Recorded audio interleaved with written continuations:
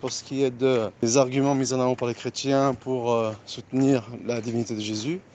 ce sont des arguments qui sont essentiellement philosophiques. Bien sûr, ils ne vont pas les trouver dans les textes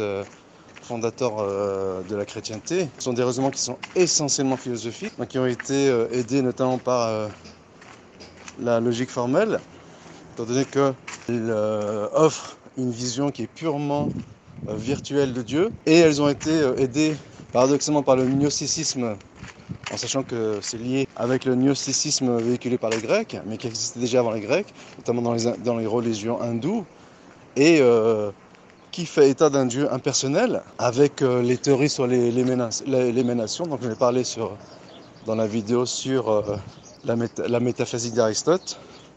Donc il a été facile, par ce biais et ce prisme, d'introduire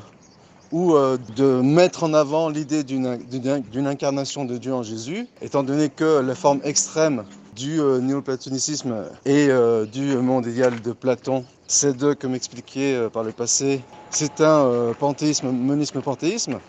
en sachant que la Trinité est une forme de panthéisme-monisme particulière, donc elle est d'autant plus soutenable que l'on peut soutenir par ces thèses philosophiques, grâce à l'idée d'un Dieu impersonnel, un panthéisme particulier, ou un monisme particulier qui est l'incarnation de Dieu en Jésus. Et c'est la raison pour laquelle d'ailleurs, et je l'ai expliqué, qu'au sortir du Moyen-Âge, lorsque pour s'émanciper de l'Église, le monde rationnel moderne, il s'est émancipé de la logique formelle, en la mettant sur le dos de l'Église, et que l'Église avait construit toute sa théologie à partir de la logique formelle, eh bien, ils se sont retrouvés piégés, incapables de se débarrasser de la logique formelle, alors que le monde moderne, il est construit sur le pragmatisme, il est construit sur l'empirisme, il est construit sur les théories rationalistes empiristes. En tout cas, le monde moderne, qui se base sur les sciences expérimentales, qui en réalité a toujours existé, hein, les arbres en avaient repris le flambeau, mais il a été développé de façon exponentielle à partir de la Renaissance, ou même peut-être même un peu avant. En tout cas, cette nouvelle vision du monde qui était purement matérialiste ne faisait pas les affaires de l'Église, étant donné que cela consistait à renoncer aux aberrations de la logique formelle, que Ibn Taymiyyah il a réfuté de long en large, et dont la réfutation a été reprise par les philosophes modernes rationalistes. Eh bien, cette réfutation de la logique formelle, elle a pris en otage deux catégories d'individus, comme j'expliquais par le passé, et que sont les adeptes du Calem musulmans, les théoriciens de la théologie spéculative, et les scolastiques chrétiens, qui sont leur alter ego, en sachant les scolastiques étaient plus portés vers la philosophie, mais de toute façon, les adeptes du Calem les ont rattrapés avec Razali, hein, qui plonge corps et âme dans la philosophie, en passant par le mu'tazilisme, et Razi, il va sonner le coup de grâce